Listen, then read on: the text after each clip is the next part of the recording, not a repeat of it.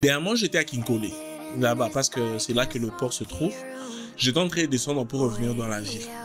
Il y avait un grand embouteillage du côté de Nsele. Ça avançait vraiment, il y avait beaucoup de sang, très peu de lumière et tout. Il y avait beaucoup, il faisait chaud, c'est ça que je voulais dire. Pendant que je suis en train de descendre, je m'arrête à cause de l'embouteillage, je vois un monsieur qui vient là, qui me regarde. Moi, comme je suis très taquin naturellement, je lui dis, oh, camarade, tu es banni ou bien... Je lui pose la question de savoir si on se connaissait, il me dit non. Après, il me pose une question bizarre. Il me dit, Motukano, ça peut coûter combien pour avoir ça? J'avais une Fortuner que j'étais en train de conduire. Je lui dis, bon, je sais pas, avec 20, 22, je sais pas très bien comme ça durait. 20, 22, si tu veux une occasion d'Europe, ou peut-être même un peu moins. Il me dit, ah, mais c'est bien, ok.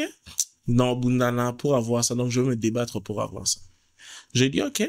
Toi, je lui pose la question de savoir, c'est quoi ton travail? Il me dit, il était enseignant, mais il a décidé d'arrêter ça pour devenir un porteur.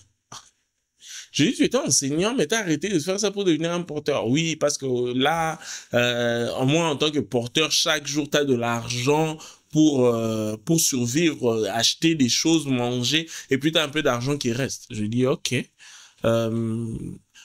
J'ai demandé, là, seulement dans l'embouteillage, lui, il est seulement à côté ici, les voitures sont en train d'avancer. Donc, je lui pose la question, qu'est-ce que tu es en train d'essayer d'atteindre comme objectif en ce moment? Il dit non, en ce moment, moi, je suis locataire depuis très longtemps, toute ma vie.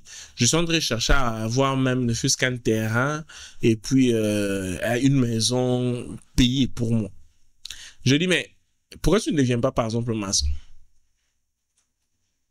Tu peux commencer, comme tu sais porter les choses, tu peux commencer comme aide-maçon, tu apprends, et puis tu pourras commencer à construire des maisons tout seul.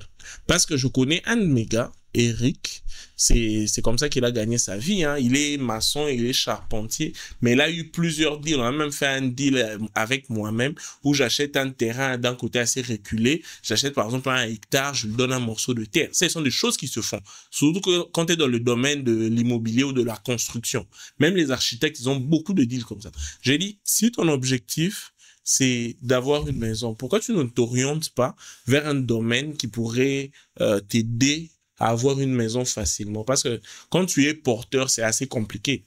Il me dit, ah, voilà sa réponse. Sa réponse, c'est, ah, je connais beaucoup de gens qui sont maçons, mais des fois, ils travaillent, après, on ne les paye pas, et ainsi de suite. Moi, dans ma tête, c'était, boum, mais de quoi est-ce qu'il est en train de me parler, là?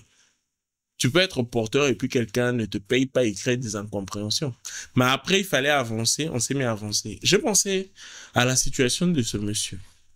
Et ça m'a un peu attristé quand même. Pourquoi est-ce que ça m'a attristé?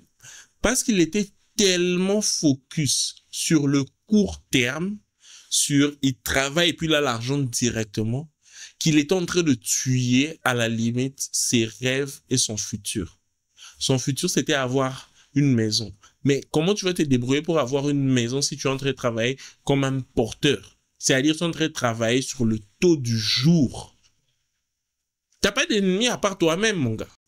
Parce qu'il était tellement focus sur le court terme, il travaille et puis il a l'argent directement, qu'il est en train de tuer à la limite ses rêves et son futur. Son futur, c'était avoir une maison. Mais comment tu vas te débrouiller pour avoir une maison si tu es en train de travailler comme un porteur?